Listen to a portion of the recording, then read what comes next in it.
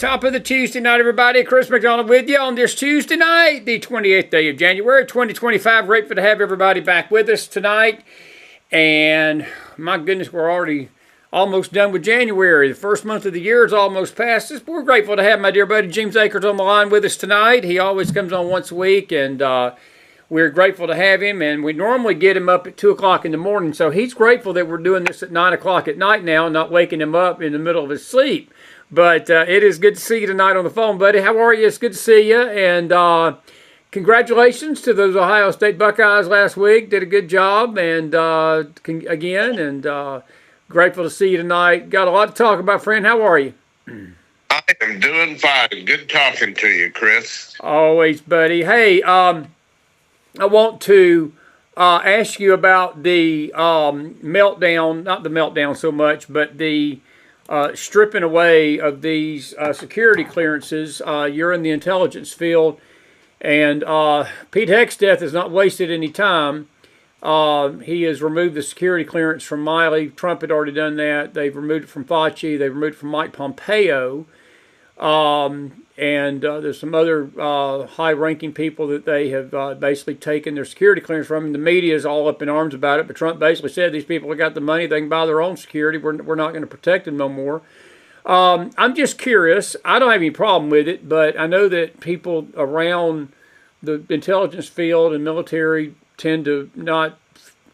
We out here in the public see things maybe a little differently than people behind the scenes do. I'm just curious, are you okay with all this? I think it's, look, as long as Trump's not doing it out of revenge and doing it, as a eye for an eye, tooth for tooth thing, I don't see no problem with it. And to be honest with you, Miley is a traitor to me.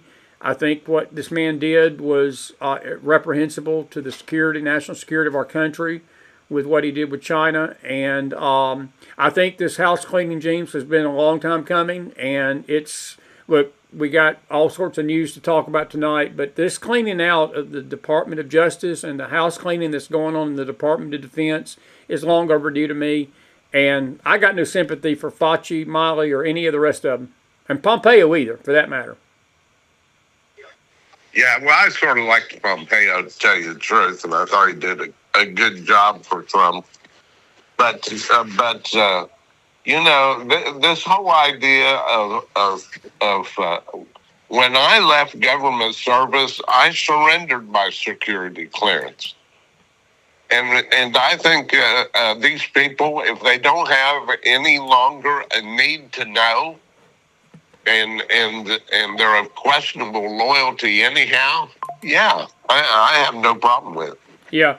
Do you think that the Pompeo thing was tied to the fact that he was resistant to the JFK files? Because that seems to be the common wisdom right now, that he was not happy with Trump's decision to release those files on RFK, JFK, and even Martin Luther King.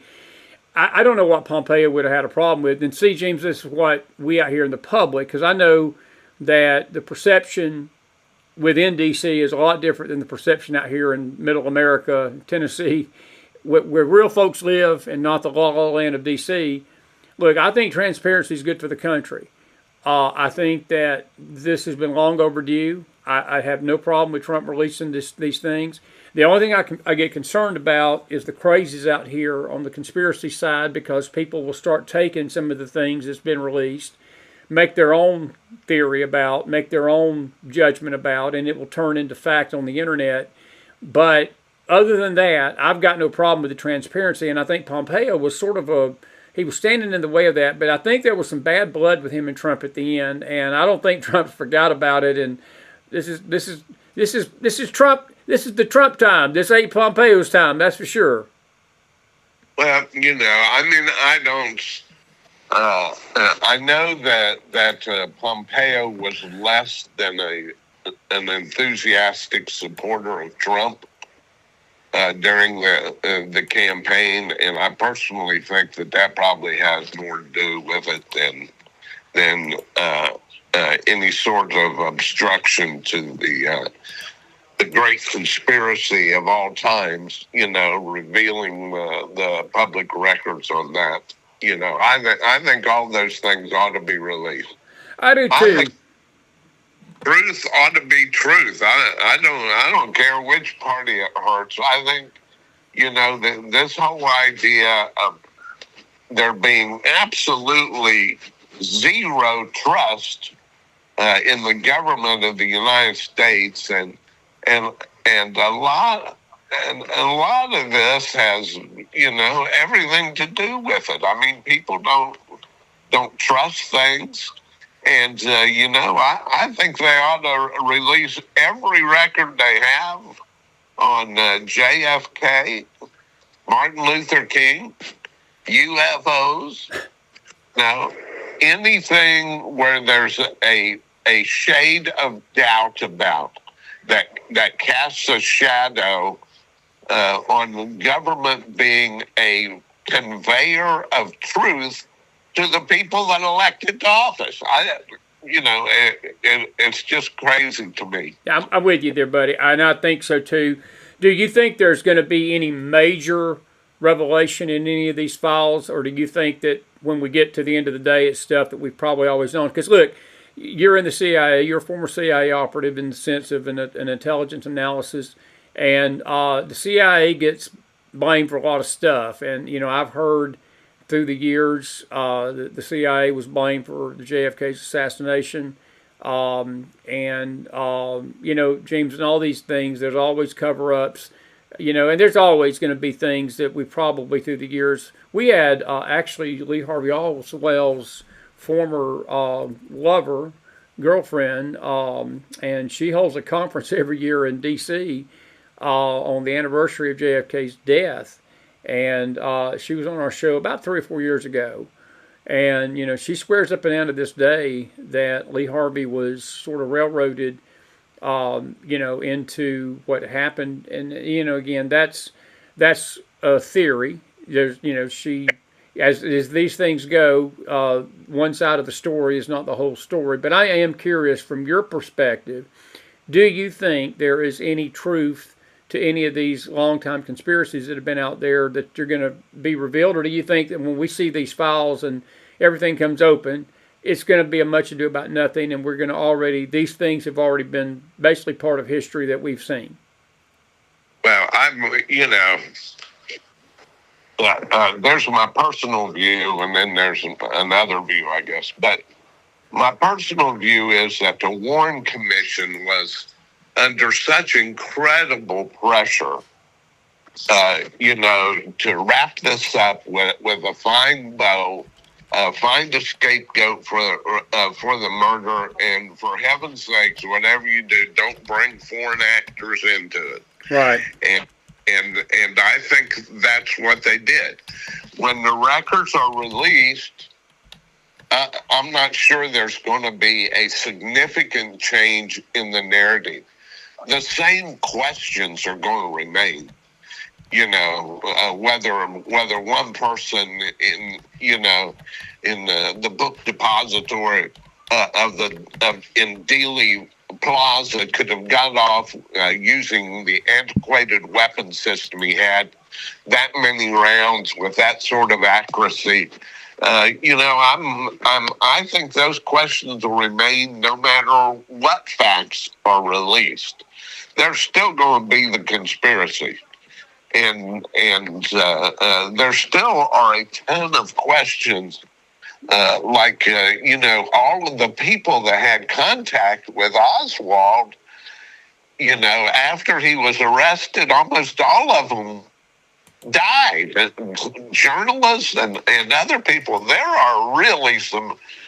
When you talk about conspiracies, the JFK conspiracy is absolutely the granddaddy of them all. And I did my graduate work at TCU in Fort Worth, and I went over. I remember 2 or 3 weekends with a bunch of conspiracy buffs, and we walked the grassy knoll and up in the book depository, and this, that, and the other. No matter what government report is released, it's not going to take away that conspiracy. Right. That's my. And I agree with that. I totally agree with what you got. I didn't want to spend all night on the conspiracy stuff because I got some more important fish to fry with you tonight. The other thing I want to talk to you about is Tom Homan. James, I have to tell you, I know that there is a consensus out in the mainstream media, especially on the left, that what Trump is doing with these illegals is cruel, and there was even a report tonight in one of the magazines doctored a photo of the inauguration, took out all the black people in it, and the person that basically was hosting the event in D.C. was a black person, and the media's narrative is that we're breaking families up, and poor, with this actress Selena Gomez was claiming her people were being attacked, and all this ad nauseum crap. I have to tell you, brother, I have no problem whatsoever what Tom Homan's doing, and I think that it's long overdue. There's been we got a report on our Telegram room tonight, 7,300. We got 7,300 deportations in a week, and that's a lot. And all of these have been hardened criminals. These are people with criminal backgrounds.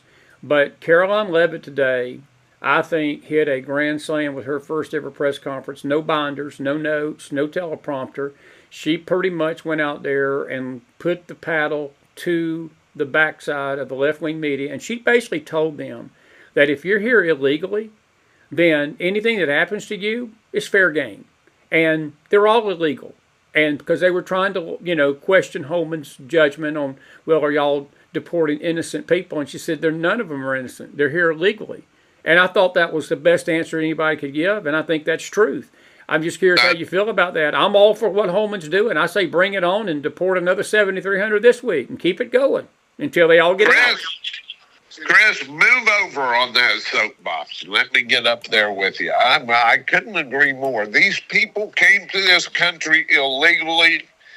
This leftist mentality of giving them benefits. Yes. That my wife's own family in Kentucky, they're still trying to recover from a flood, don't get, and the cush hotel rooms and everything.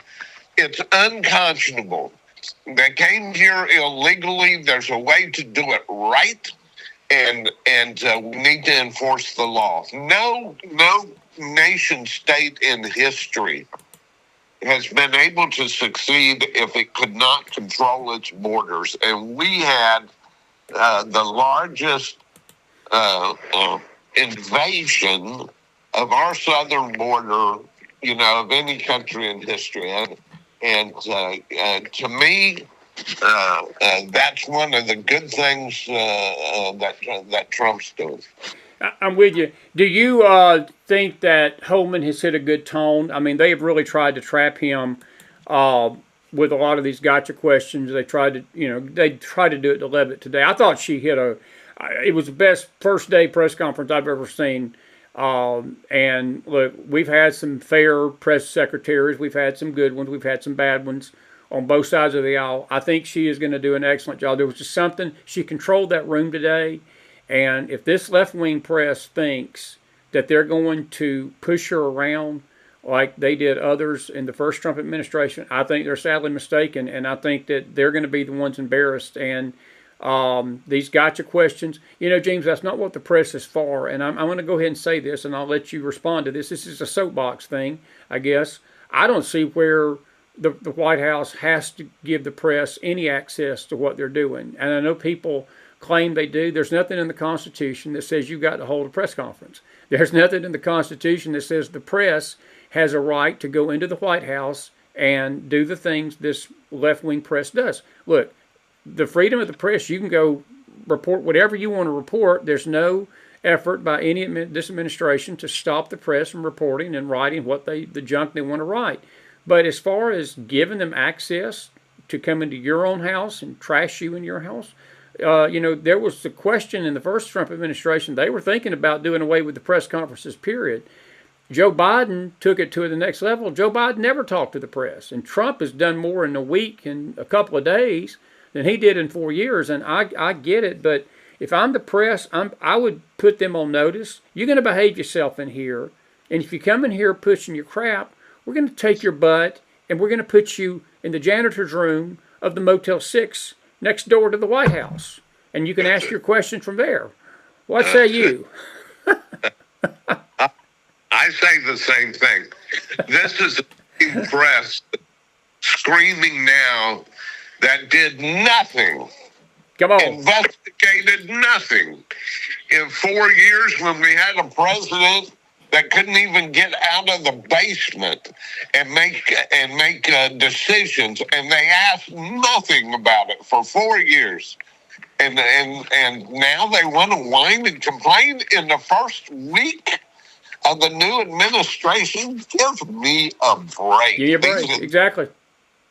Just send their credentials, just flush them down the toilet as far as I'm concerned. Well, we're excited. We're going to throw our hat in the ring. They're actually asking for podcasters and alternative media. Breitbart today, of all things, was sitting on the front row of the press pool today, and that was a new thing. They said that they want to be able, if you'd like to have access and come and ask questions of the president as a podcast or a media outlet. They're open to all people, and I think we're gonna throw our hat in the ring and see what happens with that. I'd love to be up there and I'd be able to ask questions and get an inside thing. But I think that's going to be the change, James. I think that there's going to be a fair shake across the board, and these ABC, NBC, CBS, MSNBC, CNN types, they're gone. I mean, they're old news right now. People have turned them off. Acosta's out tonight.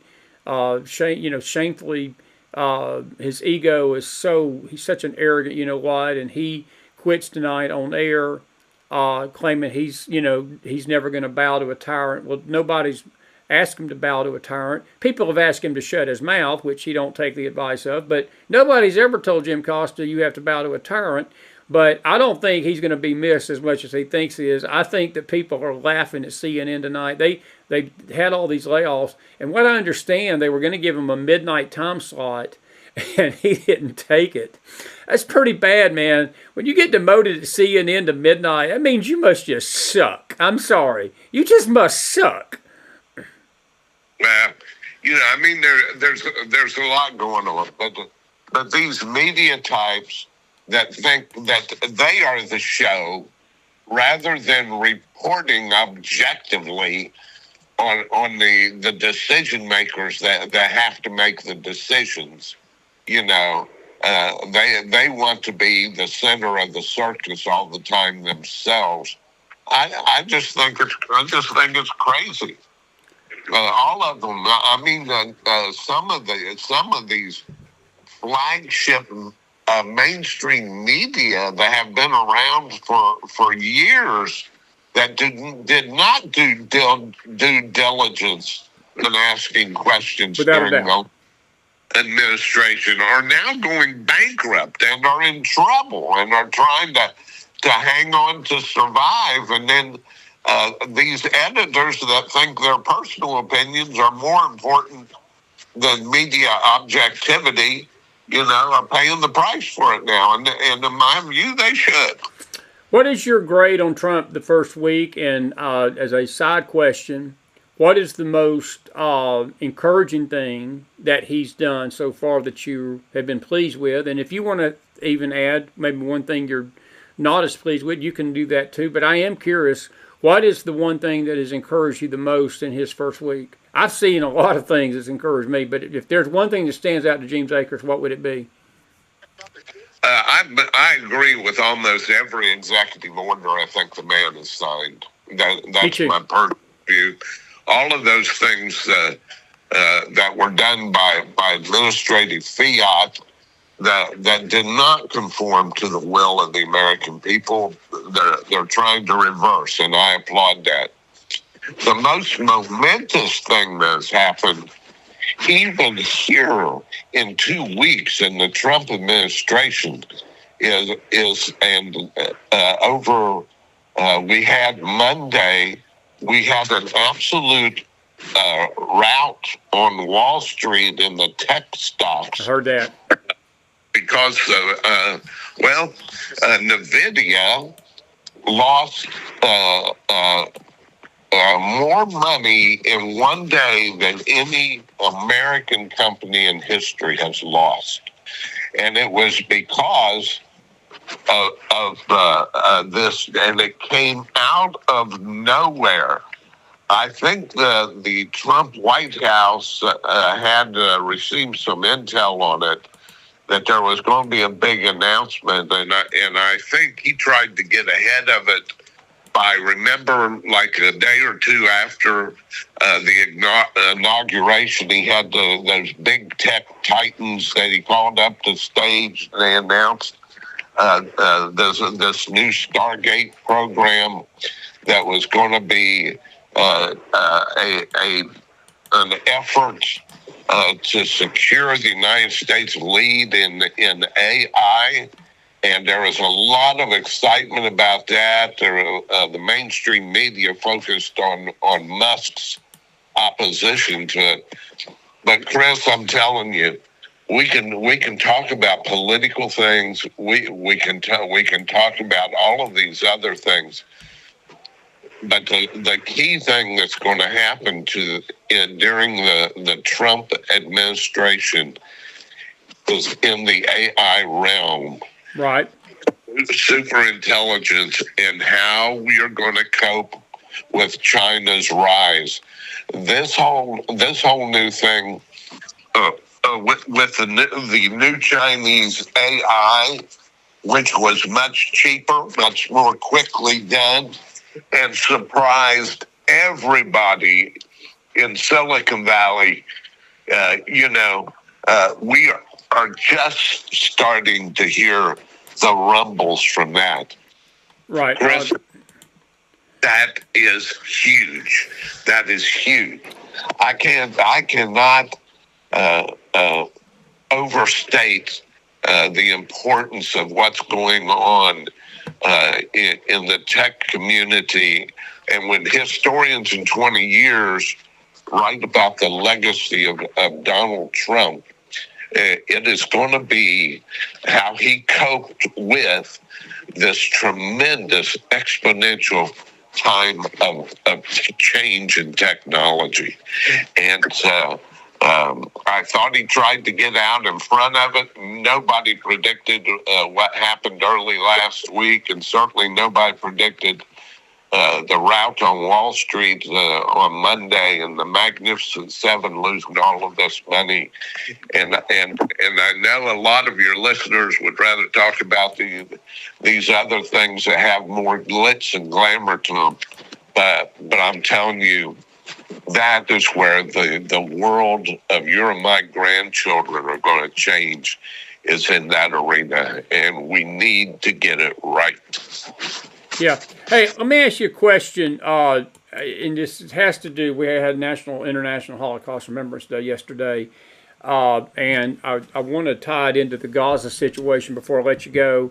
And I agree with all you just said, brother. I believe that we need to pay attention to this thing. I think that there's a lot of things bubbling under the surface that look, there's going to be challenges. I know it seems like a honeymoon right now, and it should be. President Trump, every president has 100 days, usually, James. They call it the first 100 days for a reason. And he didn't have that honeymoon the first time. They were trying to do everything they could to stop him, and the left is doing it some tonight. The federal judge blocked his spending freeze, and Letitia James is at it again. They need to put her back, in jail, but that's another discussion. But I want to turn your attention to Gaza, because you deal with international situations as well. And what was your thoughts on Egypt and Jordan refusing to take the Palestinians in that were displaced by the Hamas situation? I found that very intriguing. They know what kind of people they're dealing with, but yet they're asking Israel to solve an unsolvable problem in finding these people a peaceful home, and you just can't do it. If Egypt and Jordan don't want to take them, and Trump will find a way, because Trump's going to do the same thing to them he did to Colombia. Colombia said uncle pretty quick. Mexico got the message pretty quick about these illegals.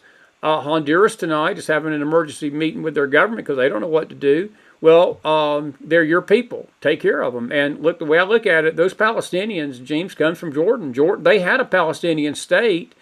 They just wouldn't behave themselves and act like a bunch of terrorist thugs that they are. And, you know, Abdullah don't want them back, and you can't really blame him.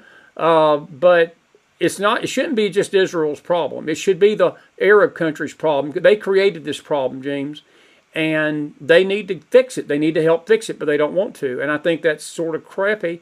And I do not believe, in my heart of hearts, that Israel got the best end of this deal on this hostage deal. And we talked about this last week you were on our program.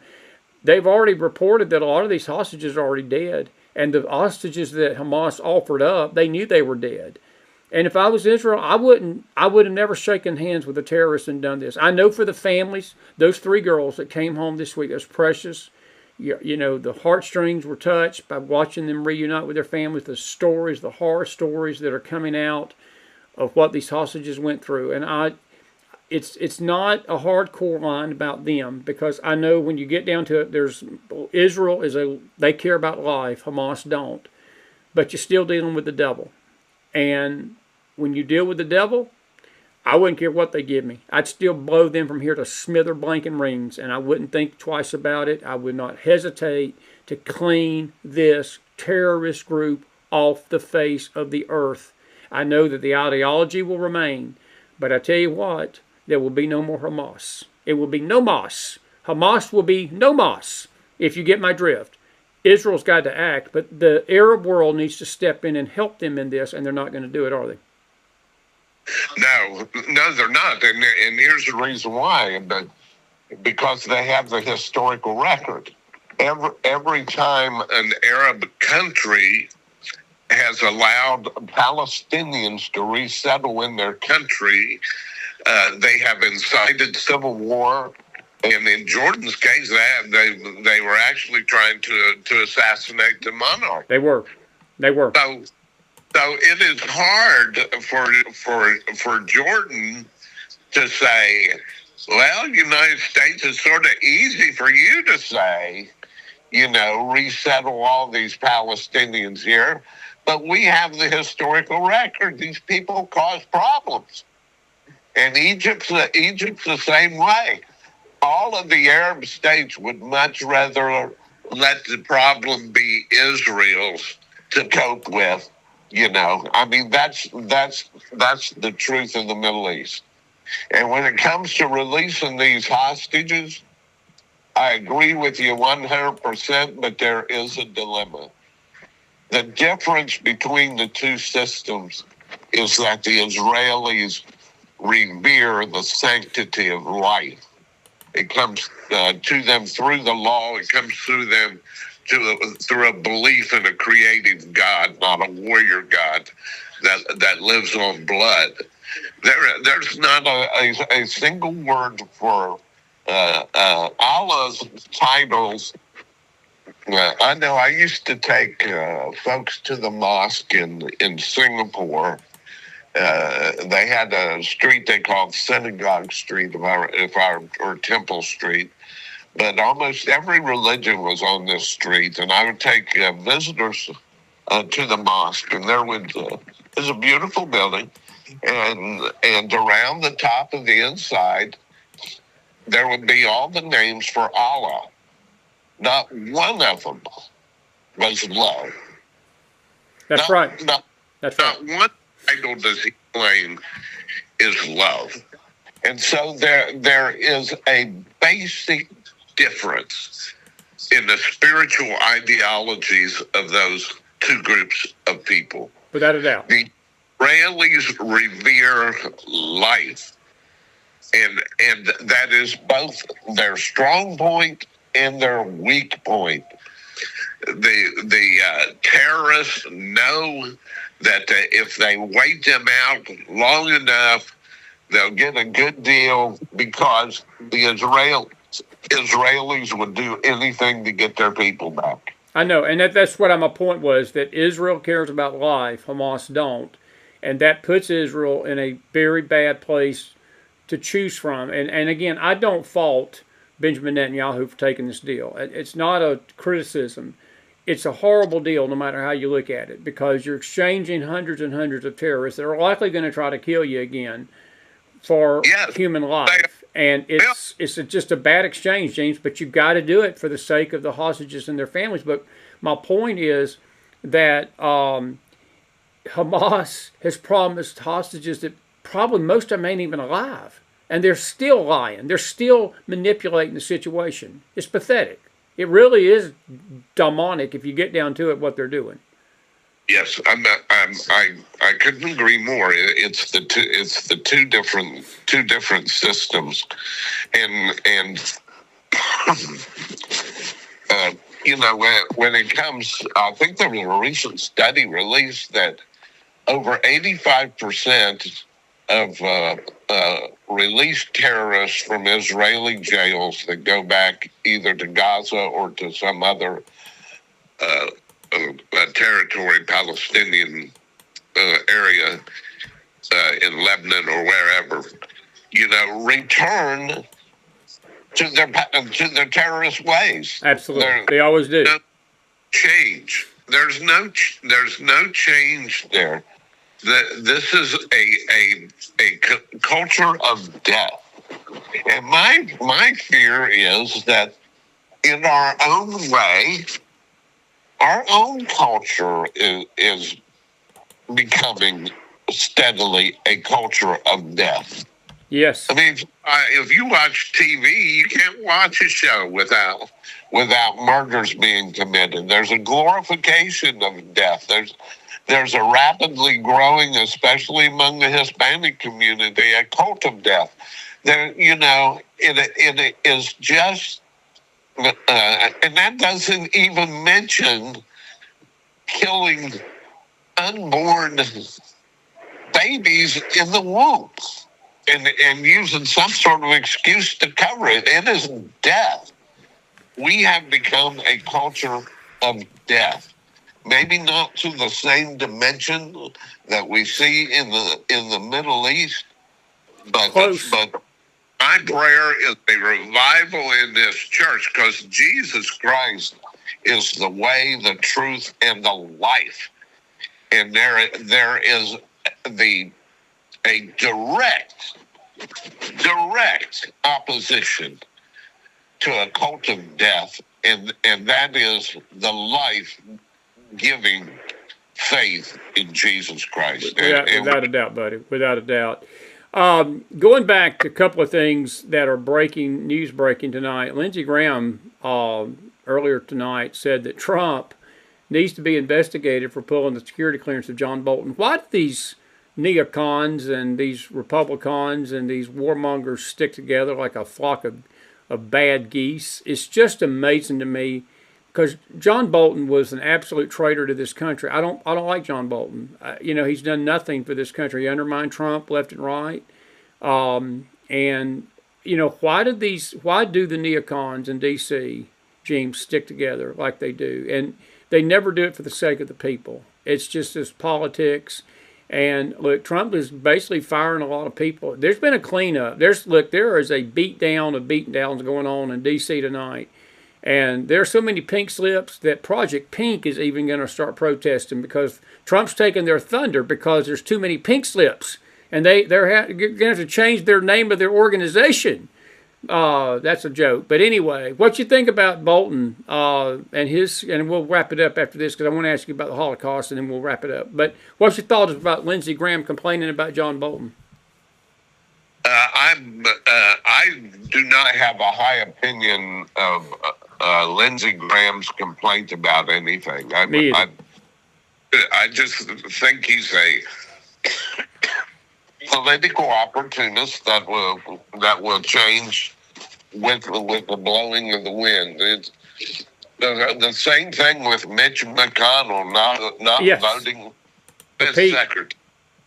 I mean, that, to me, that is outrageous. Just outrageous, and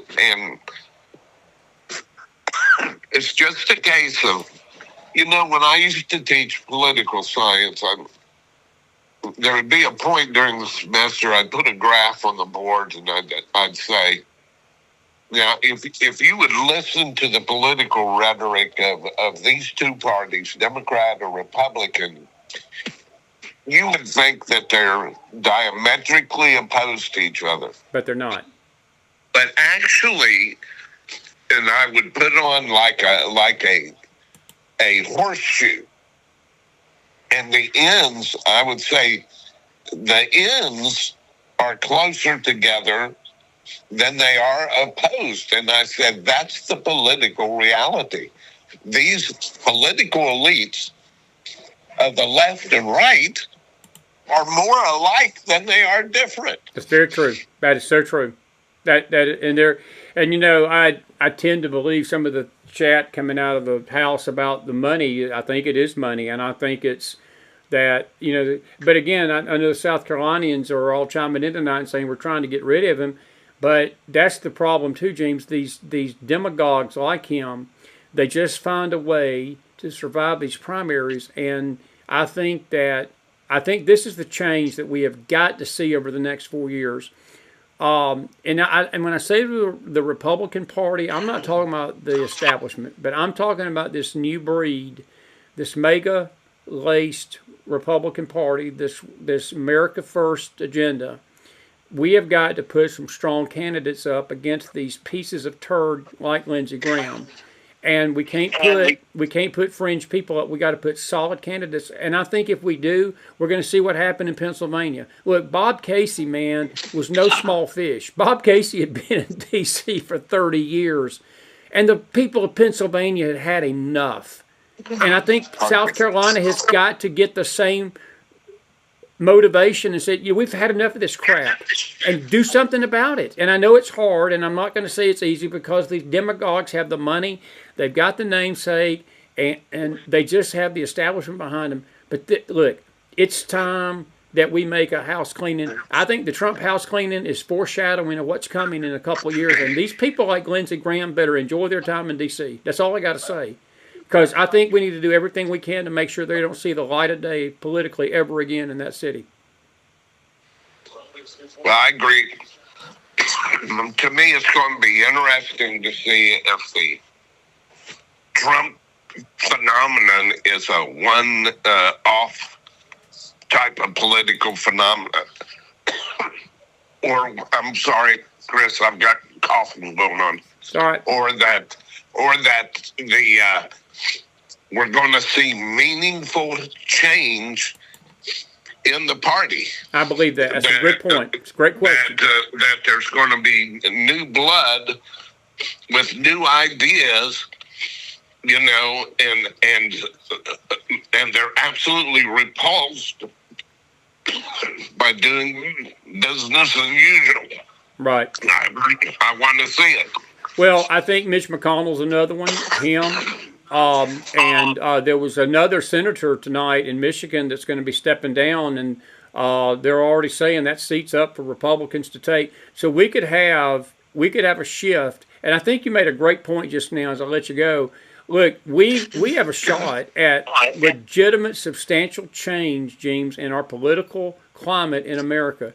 And if we don't take advantage of it now, we may not have this opportunity again. We've got everything. The winds are blowing fully in the America First favor. And we better take advantage of it, because we may not get this opportunity down the road. I hope this is not a one-time happy fling that we're all having, and 4 years from now we're back dealing with the crap we just came out of. Because this country, I hate to say it, there's a lot of people in this country just plain dumb politically. And I don't mean that disrespectfully, but people just don't use their brains when it comes to government. And we've got to put an end to that, and we need to put people out there that can govern and can win. And that's politics. And I'm sorry, you're a political science major, and you understand that. This ain't about feel-good people. This ain't about YouTube sensations. This ain't, Magdalene Rose comes on here all the time, this young girl, and she's like a goddaughter to me. She's precious, and she tells me this all the time. She said the reason the Republicans lose in these primaries is because we hire YouTube sensations, and we hire X sensations, and we don't hire people that have some brains and actually can govern. And it's time that's got to stop. Because I don't care how popular they are on X. If they're not going to be able to stand toe-to-toe with these demagogues, they're useless. They're useless. And that's my other soapbox as I go out tonight. It's pretty good stuff. I thought I've been hitting some good points on my soapbox tonight. What you say? No, that soapbox has done you well tonight. I couldn't agree more. But with this sort of warning, these elites have been dug in and have enjoyed these privileges for years and years and years, and they control the system, and that's what needs to be changed. That's what, if I was king for a day, everybody on Capitol Hill would have submitted their resignation. Bingo. And their one criteria for getting back to Washington, D.C. was that they put loyalty to the United States of America ahead of their own personal, political, and economic interests. Bingo. But I couldn't say it better. And Trump tonight, I don't know if you saw the story in Gateway Pundit, it's breaking even within the hour. He's basically given millions, the number ain't, they don't have the exact number, but there are millions of federal workers that have been told, we're going to buy you out by February the 6th. You either resign, take the severance pay, or as we say in the South, your backside is going to be grass and Donald Trump is going to be the lawnmower. And that's all I got to say. And I think it's time for that. And I think that the American public is okay with this. And that's the difference I sensed in this go around in 2016. One of the conservative networks made the point that when Trump came in 2016, he had no honeymoon. I mean, man, they were after his throat, head, neck. They had set in a plan in motion to get him immediately when he came in. This go around has been different because the American public spoke so loud in November. And I think that the Dems understand that they are on suicide watch as I speak, as a party. And if they keep this crap up, what they're doing, these jackasses down in Florida, these Republican rhinos that are doing that in the state legislature against DeSantis, if they keep doing this crap, James, they're gone. We're going to vote them out. And the party of the Democrats will go in the way of the Whig, the history of the Whig Party. The Whig Party is no more for doing the very stuff this Democrat Party of 2025 is doing. Because we're tired of it. And I just think there's a different feeling. Look, I was in D.C. last week. I'm telling you, man, there was something in the air that was not there in the first 4 years of Trump. I didn't even go during the Biden years. It was such optimism. I was at the Right to Life March, and I'm telling you, there was such optimism in that crowd as to the direction of the nation. J.D. Vance, that young man, our vice president, I've never been more proud of a vice president. Mike Pence is out there acting like a bitter jerk, and let Mike Pence spew his bitterness. Mike Pence is a loser. We have got a fine future ahead of us if we'll play our cards right and follow this America First agenda. We got a great vice president that could take over for Trump in 4 years, James. We could have 12 years of America First, and who knows where we'll be as a nation if we'll follow it. I know there's some spiritual matters that have got to be addressed, but we're on the right path politically if we will follow that path. But the problem is the Republicans get in their own way. I'll let you got 3-4 minutes. Wrap us up, buddy. It's good to have you tonight. Good discussion as always. Wrap us up, man. Oh, I've enjoyed it, Chris, and I'm with you. There's something different in the air. There's a palpable difference between Trump's first administration and the way he has started out this second one. Without a doubt. I think in the first one he was just playing patty toes with the people that were trying to kill him, and thought by the sheer weight of his personality that he could win them over, and that was sort of the game he tried to play. And the same people he was playing that game with were out to destroy the man. Bingo. And so this time, he isn't even pretending to do that. He wants to change things and shake things up, and that's why the people of this country elected him, is to change all of this stuff so that it's no longer business as usual, but that we have some people that are serious about getting the future of this country back on track. I'm with you. And and I'm hopeful that that's going to happen, and but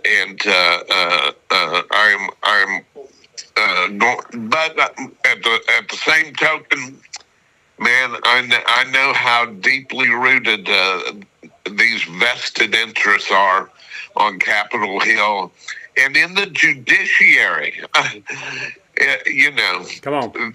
There needs to be a cleansing of the politicized judiciary, Right. That needs to start in law schools. That needs to start with looking at law as with integrity, rather than deal making for personal advantage. Well, we've already had 2 lawsuits in a week and a day. I've actually thought there would be more, but he's already had 2 federal judges stop 2 things. Hey, one quick question. I'm glad I mentioned that. I was going to ask you this tonight. What do you believe? Do you believe Trump is right on this birthright citizenship? I do.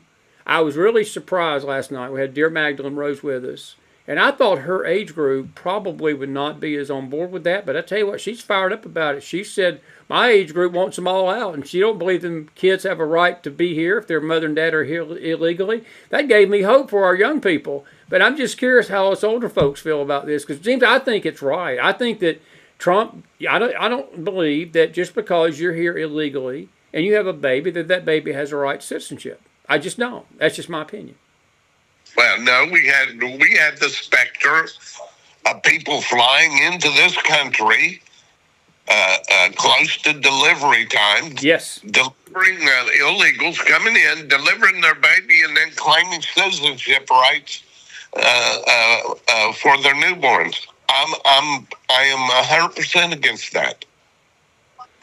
Yep, I'm 100% against it too. Buddy, I could not thank you enough, and I'm looking forward to this cold weather being gone here in a few months and sitting down in a warm Cincinnati sun at a Cincinnati Red baseball game, eating a hot dog with you and chewing the fat and talking baseball with you at some point. Congratulations to those Buckeyes. I'll see you next week. We'll have you back on. Now, if the world starts trying to end before we get back to next week, you know I've got you on speed dial.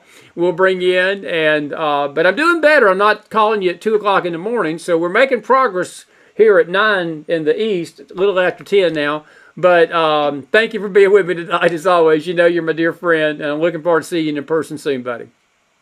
Always a pleasure being on with you, Chris. I'm honored that you listened to my viewpoints. Oh, I appreciate you. I want to tell you, I had Brad. Brad's going to try to be with us Thursday night, and we had the best supper. No, if your ears were burning, we were talking about you, but it was all good. And I tried to make Johnson behave himself. That was a little hard, but that's okay. I bought him his dinner and told him I'd see him later. And you know how Johnson is. He's just Brad Johnson. I mean, that's what can you say? He's just Brad Johnson. But you both make me smile and laugh, and I appreciate you both, man, for your service to our country. Hope you have a good night. God bless you, friend. God bless you. Brad's good people, and I'm glad y'all. Blessings, Chris. You too, James. Have a good night, buddy. Take care, man. James Akers, everybody. Bye. Put some fire in that house for him, as we always ask you to do. That's a good man. He's a good guy. He's one of the good guys, and we appreciate him being with you. Thank you all for being an attentive audience tonight, and we're grateful for you all. Killzella says that our backside is grass, and Trump is the lawnmower is the best thing she has heard in years. Well, Zella, just for you, I am going to make a T-shirt with that on it. That would probably be a great T-shirt. And Jenny Castellanova, I found it. That's just stupid, dumb fool. No, that was not dumb foolery, what I just said. I had it. It's the one beside it here. I'm sorry. This is the one. Elementary, my dear. It's elementary, my dear Watson. It's elementary, my dear Watson. It was actually funny foolery, the lawnmower comment. And I'm glad you like it, Zella. I thought it was pretty original, you know. Your backside is the grass and Donald Trump's the lawnmower. That's a t-shirt idea for 2024. I thought that's pretty cool. I thought that was pretty cool. Carol Smith, good to see you tonight. She says, one weekend in the U.S. and the world has experienced a whirlwind of a Trump-nado. I'll agree with that. I will agree. I will agree with that, dear friend. Good to see you tonight.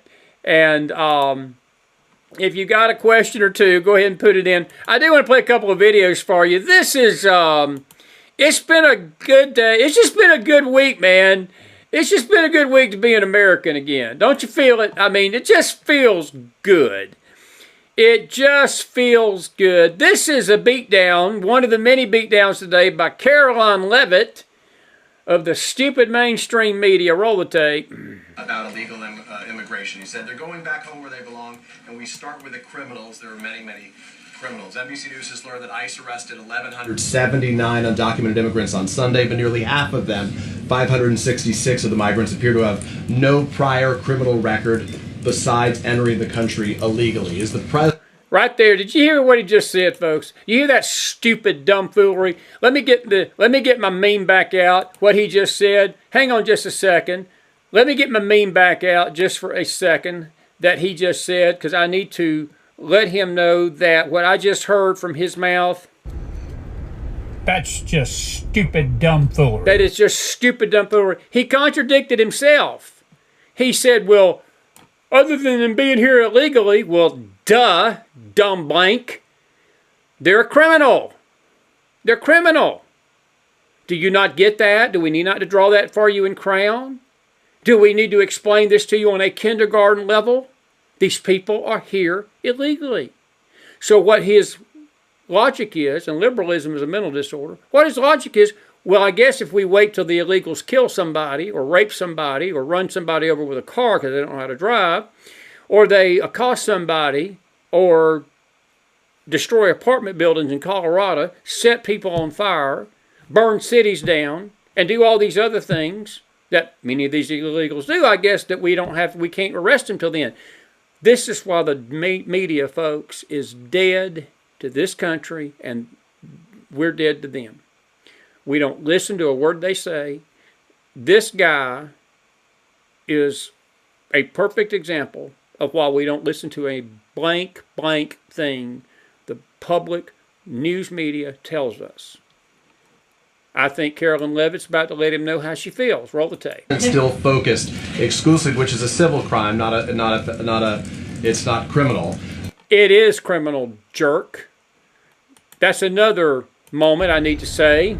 That's just stupid dumbfoolery. See, he's trying to say, well, it's just a civil thing. It's not a criminal thing. No, Jim, it's a criminal thing, moron. Excuse me for being a little rude tonight, but this media gets under my collar. It gets my heat going.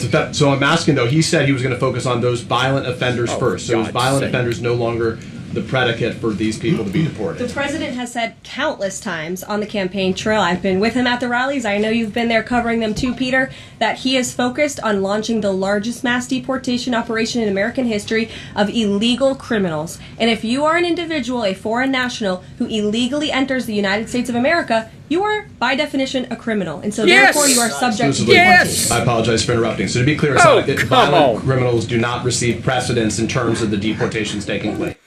Thank you, Carolyn Leavitt. Let me roll that back.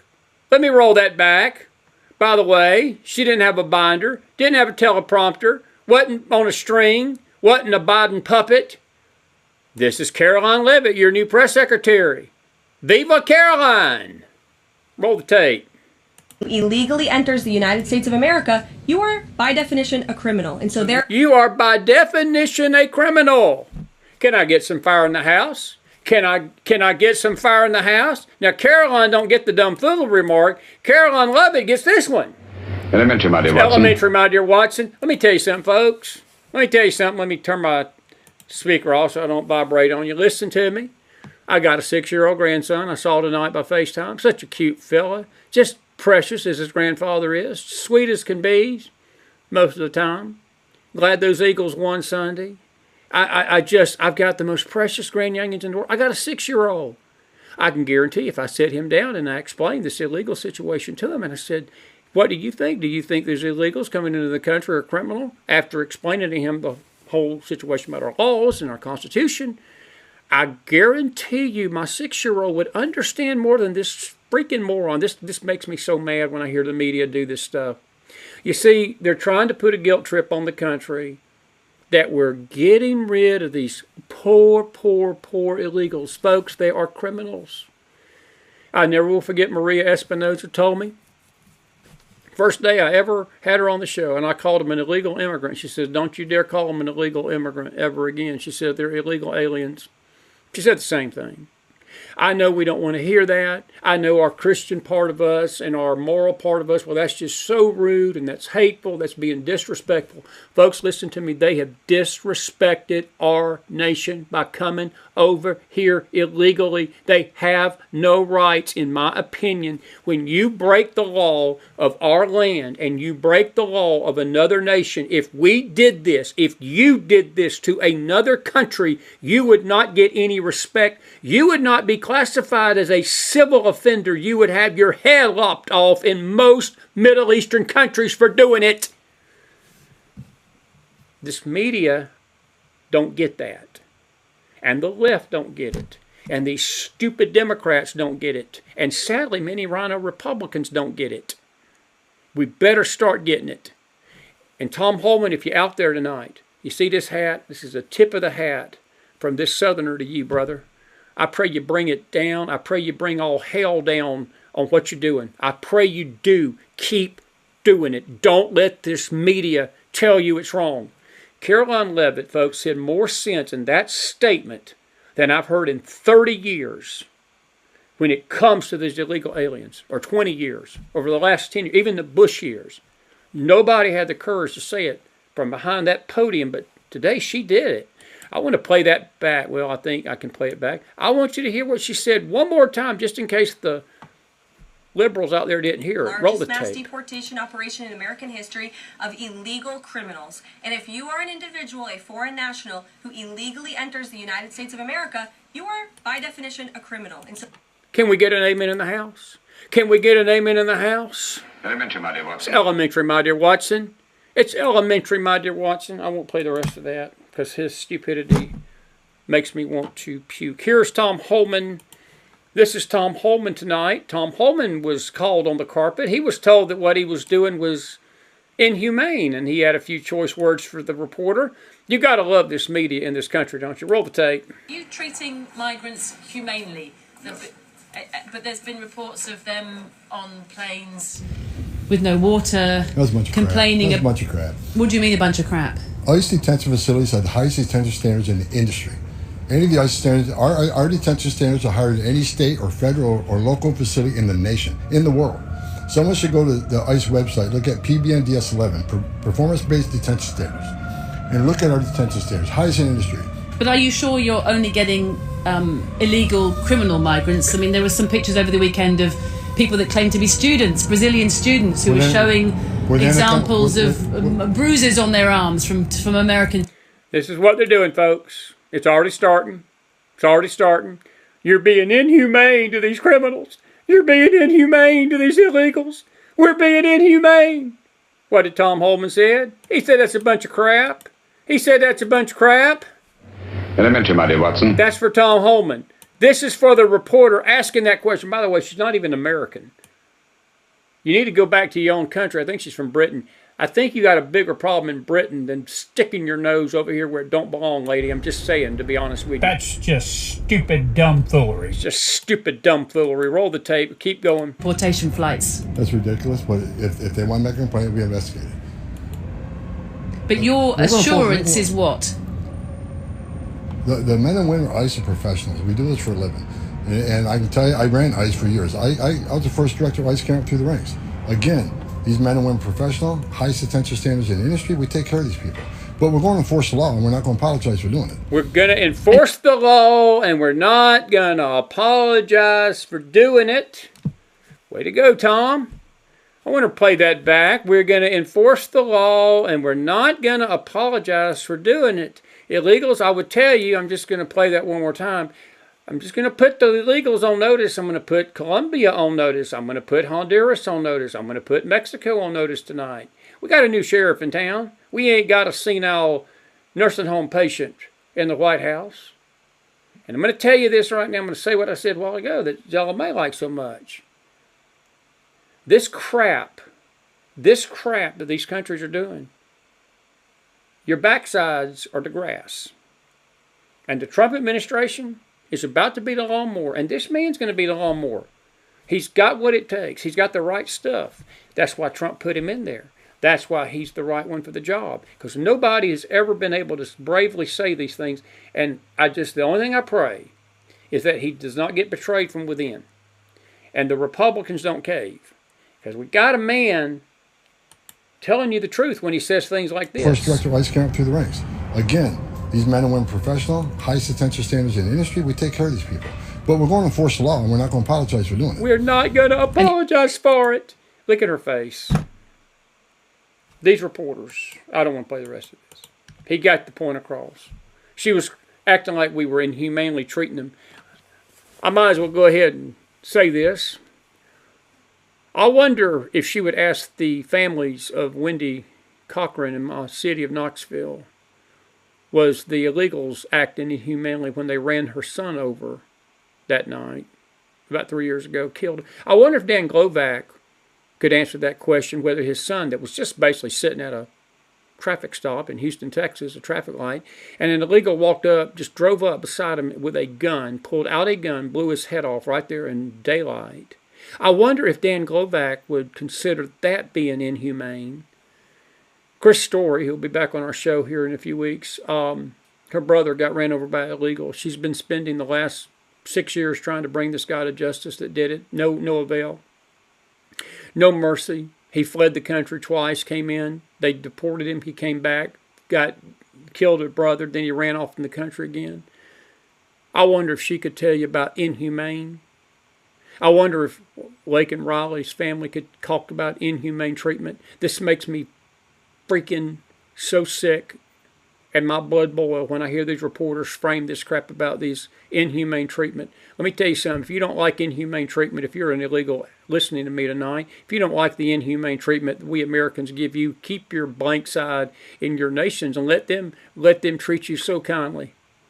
Because I'm going to tell you something. You come in here illegally, I don't care how they treat you. You come in here illegally, you're going to get treated the way all criminals should be. They should be deported. I'm not saying we go out of our way to harm them. I'm not saying we go out of our way to do anything ugly to them. But I'm going to tell you something. You don't get a free ticket to the Shangri-La or the Hilton or the Waldorf Astoria when you come to our country. You're coming in here illegally. I don't know what we need to do. I don't know what more we can say to paint that in crown for this left-wing media of the country. And I'll challenge all of you out there tonight that some of you are listening to me and say, well, that's just a little rough, McDonald. That's just a little tough. And I think we need to sort of treat these illegals kindly and show them Jesus' love. Yeah, I'm going to tell you something. We need to show them Jesus' love because Jesus would show them love, all right. Jesus would tell them that you're here illegally, you're breaking the law, and you got about 3 seconds to get back across the border. By the way, heaven has got gates, and the New Jerusalem, there's going to be a gate around the New Jerusalem, and only certain classes of people will be allowed in the New Jerusalem, and many classes, even Revelation says it, that they're going to be not allowed in the city. That's even in the millennial kingdom. God does not expect this nation to lower its borders. He does not expect this nation. He does not even condone this nation doing what we're doing, allowing these illegals to overrun it. Only America does this. Only America does this, and we do it without conscience. It's going to stop. It's already stopping. It's already stopping. And I challenge you tonight. My challenge is this. If you don't believe me, why don't you take a summer trip down to Mexico and go across the border without your passport? Go across the border without your visa. Have a good old time and say, hey, I love the climate down here. Me and my family are going to stay. Woo! And see what happens if the Mexican government by chance pulls you over one day with a traffic stop, where's your papers at? Oh, I'm here illegally. I don't have a driver's license down here. I don't have a passport. See how inhumane that we, compared to the treatment we've given the illegals, what kind of treatment you'll get in Mexico, what kind of treatment you'll get in Honduras, what kind of treatment you'll get in Colombia, what kind of treatment you get anywhere. Just saying. Just saying. Elementary, my dear Watson. Elementary, my dear Watson. It's elementary, my dear Watson. It's elementary, my dear Watson. And I think it's time for this one tonight, Jeannie Castellanova. Well, no, not that one. That's that one. Where is the one I'm looking for? Where is that one? Is this it? Do you understand the words that are coming out of my mouth? Do you understand the words that are coming out of my mouth? If you do, put some fire in that house tonight. I'm almost done. I'm almost done. Man, I'm having a good time tonight. It's just been a breath of fresh air to see our government get right. By the way, here is Selena Gomez. Speaking of this, we're almost done tonight. We got some other stuff, but we'll talk about it Thursday night. Here's Selena Gomez. I just wanted to say that I'm so sorry. All my people are getting attacked. The children. I don't understand. I'm so sorry. I wish I could do something, but I can't. I don't know what to do. I'll try everything, I promise. Oh, poor Selena Gomez. They're going and attacking our people. Let me tell you something, folks. I'm going to say it again. Look, Maria Espinosa, the Angel Families, the Remembrance Project, there's other organizations out there that help the families. And what is an angel family? An angel family is somebody, and we've got 7 minutes. An angel family is somebody who's had a family member killed, maimed, hurt. They suffered loss at the hands of an illegal alien. There are thousands in that boat tonight. Thousands. Every time we do this, every time we've tried to do this with past presidents, the media has won the narrative because they went out and played this very card that we're attacking and we're hurting and we're treating these illegals inhumanely. And we never talk about the victims of illegal alien crime. And do not believe the left's lie that it's not that bad. It is that bad. It is that bad. Look, I think right now, I don't think we should have any immigration until we get our own problems fixed. But if they're going to come over here, they come over here right. Look, I got a dear friend, and I love her. She is like a second mom to me. She has a worker. Talked to her yesterday about this. She had a worker. He's illegal. And he told her, he said, well, I'm scared of what they're going to do to me. And I looked at her and said, well, he can fix that in about 5 minutes.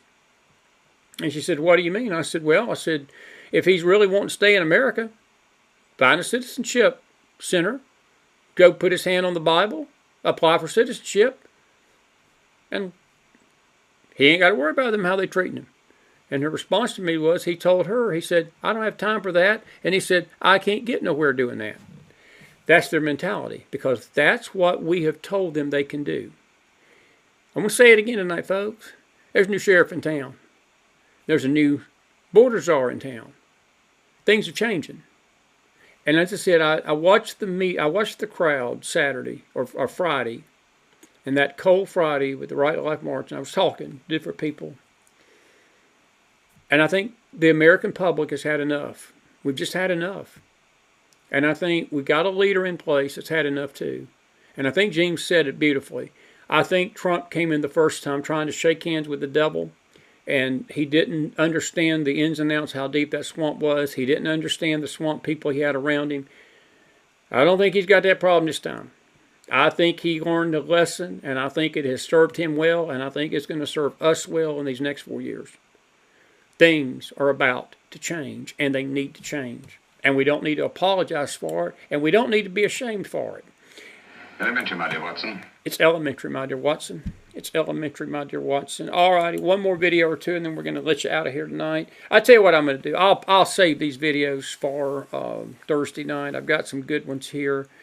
Got some good ones here. Jim Acosta's such a jerk. Bye-bye, Acosta. Did y'all hear what happened to him today? He resigned or quit. Such a jerk. Such a jerk. Such a jerk. Such a jerk. Such a jerk.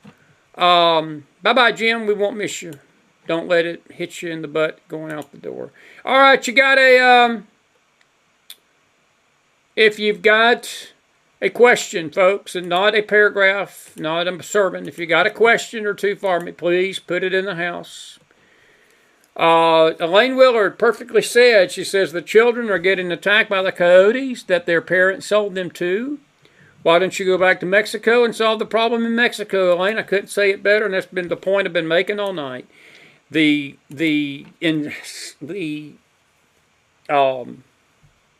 inhumane treatment. You know, we got, I heard last week, heard it in D.C., and I heard it as I got home. There was a report, 375,000 missing kids tonight. Y'all realize that? That's not just with people within our border. That is kids that have been brought over the border since Joe Biden took office in 2020, that they cannot account for. And Tom Holman, in his first interview with Fox, said that is a top priority of his department, that they are trying to find these kids, at least find out what happened to them. Some of them they're not going to find. And Elaine, your point is very well taken and very well spoken. The cartels don't care. They have treated the children as property. They're pedophiles. They've trafficked them. They've killed them. They've enslaved them. And the media don't talk about that. The media don't care about that. The cartels were shooting at our border agents yesterday. And I'm going to tell you something, folks. Again, this stuff's going to stop. It's got to stop. It's got to stop. And I've got confidence in President Trump that he's going to do everything he can to do what he can to stop it. Tom Homan will too, if they don't bow to the pressure of the left. Well said, Miss Willard. Good to see you tonight. Good to see you tonight. Folks, questions. If you got questions tonight, anything about the show. Travis Jordan says, I think Selena Gomez should go with him. I'll agree with that. I think she should go back and protect her people in Mexico. Anyway, let's see. Any questions? Carol says, isn't the main purpose of the 14th Amendment passed in 1866 was to make these former saved citizens? That's correct. That was correct, Carol, that it was. It was. And if these people are, I put it like this, folks, and we got 1 minute before we quit. If you got a question, ask it now for Hold Your Peace for tonight. We'll pick it back up Thursday night because tomorrow night's faith night. But listen to me. If these people really wanted to do it right, they could do it right. That's the problem I got with all of it. Because deep down in these illegals' hearts, they don't think they have to do it right. That is a disrespectful blank you to our nation and our laws. And a Carolyn Lovett's statement tonight, if you come into this country illegally, by definition, you are a criminal. And folks, no matter how you don't like Chris McDonald for saying that, no matter how mean that sounds, no matter how rude that sounds, you can't escape that fact. That is one fact and one truth that you cannot wiggle your way out of and twist. And that's the thing that must underline and undergird every decision we make when it comes to these illegals. That's just the way it is. And I will tell you this, folks, we don't know even to this night what's in this country already. And I guarantee you, if there's an attack on this nation from within, it's going to probably likely be traced back to somebody that shouldn't have been here to begin with. You mark it down. You mark it down. It's coming. All right. Listen, we've been grateful that you've been here tonight. We hope you've enjoyed the show. I just feel good. I tell you what, it just feels good to have Donald Trump as president, does it not? It feels good we got some adults in charge. It feels good that We're getting some stuff done. I was about to say a bad word. We're getting some done. And it's the stuff that needs to be done. And it's been long overdue. And I'm with James. I don't think anything Trump's done so far I disagree with. I'm with him on everything he's done with these executive orders. The only thing I will say as I leave tonight, it's imperative, and this is to the Congress, the Republican-held Senate and the Republican-held House. It is imperative that a lot of these executive orders get put into law. Because if you don't, the next Democrat president, God forbid we have one of those, but in the event we do, they can erase it just like that, just like Trump has erased everything Biden did, just like that. That's the challenge as we go into these next 4 years, and that's to Speaker Johnson, and that's to Senate Majority Leader Thune. That's what I would be concentrating on, is encapsulating these things into law. Because once they get into law, as the old saying goes, it takes an act of Congress to get them unlawed. And that's a challenge that we need to talk about, and we will. All right. Did you enjoy the show tonight? If you did, put some fire in that house. If you did, put some fire in that house. And we're grateful that you're here tonight. Trump's got my back. Jay, I've got Trump's back. I've got Trump's back. Trump has our country's back, Jay. It's not just my back. Look, Trump has everybody's back. We got a president. We got a president. We got an adult running the country. We got a country that is in need of change, folks. Fundamental change. We really do. Good to see everybody in the house tonight. We do appreciate you joining us. Now, listen, tomorrow night, we've got a great show coming up for you. We've got, of course, Wednesday night is our face show. And we've already lost some of the audience as I knew we were quitting, but that's fine. We almost had 300-400 live people tonight. And I don't know where these people are getting the fact that we don't have any audience anymore. I think we've got the best audience we've ever had. Our numbers are just as good.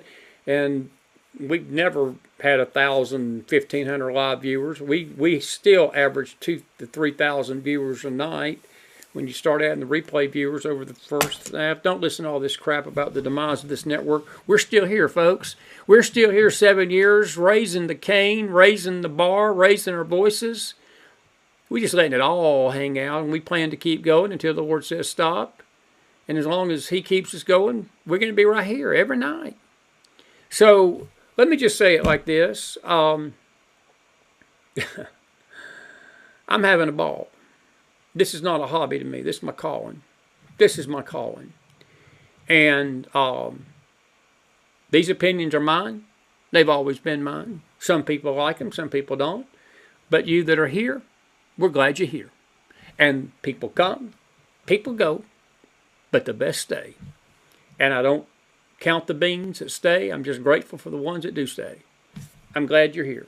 And tomorrow night, Andy Griffin, the one and only, not the liberal Andy Griffin, the one that's passed away, but Andy Griffin from prolifeman.org is going to be with us at 7 o'clock. It's going to be an hour later. He's got to get off work and get set up at 7. We'll go about 30, 40 minutes, and then we'll have our faith fellowship tomorrow night, 8:15 on the faith side.